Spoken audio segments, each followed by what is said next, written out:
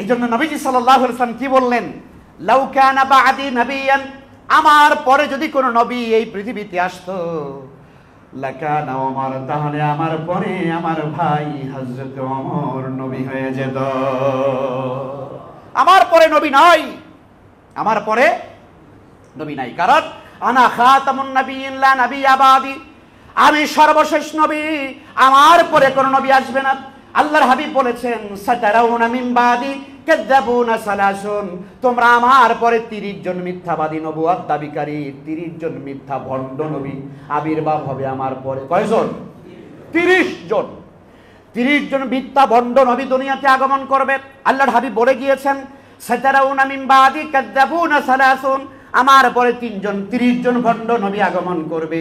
কুল্লুহুম ইয়াজুমু নাবিয়ুল্লাহ, ওরা প্রত্যেকেই ধারণা করবে আর মানুষের কাছে বলে বেড়াবে ওরা আল্লাহর নবী, কিন্তু নবীজি বলেছেন আনা খাতামুন নবিয়্যিন, কিন্তু আসল কথা হলো আমি সর্বশেষ নবী, লা নাবিয়্যা বাদি, আমার পরে আর কোনো নবী নাই।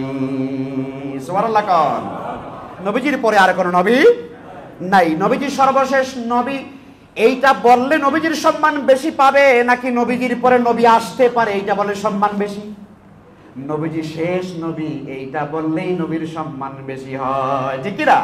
কারণ ধরুন এখানে একটা বড় মাহফিল, কেমন, যিনি প্রধান অতিথি, যিনি প্রধান অতিথি, এরপরে তারপর থাকে কিছু বিশেষ অতিথি, তাই না? প্রধান অতিথি কয়জন থাকে?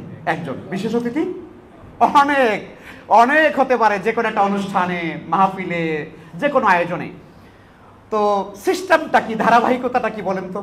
ধারাবাহিকতা কি যে কোনো অনুষ্ঠানের মধ্যে প্রধান অতিথি আগে আসে নাকি শেষে আসে? বলেন না কেন? শেষে আসে। আর বক্তৃতা, ভাষণ, বায়ান, আলোচনা যাই হোক, বিশেষ অতিথিরা আগে নাকি প্রধান অতিথি, মানে বিশেষ অতিথিরা শেষে নাকি প্রধান অতিথি শেষে? প্রধান অতিথি শেষে।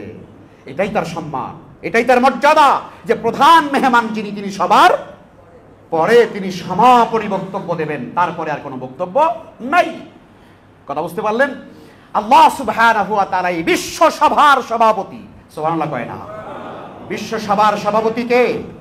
আল্লাহ সুবহানাহু ওয়া তাআলা। আর সেই বিশ্ব সভার প্রধান অতিথি হলেন নবী মুহাম্মদুর রাসূলুল্লাহ সাল্লাল্লাহু আলাইহি ওয়াসাল্লাম।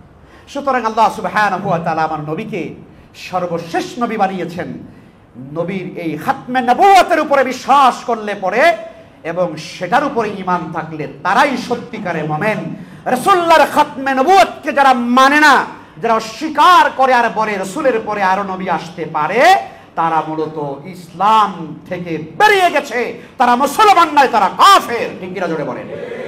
গোটা পৃথিবীর সমস্ত আলিমগণ এই ব্যাপারে একমত, আল্লাহর হাবিবের খাতমে নবুয়তকে যারা মানে না, এরা হলো কাফের।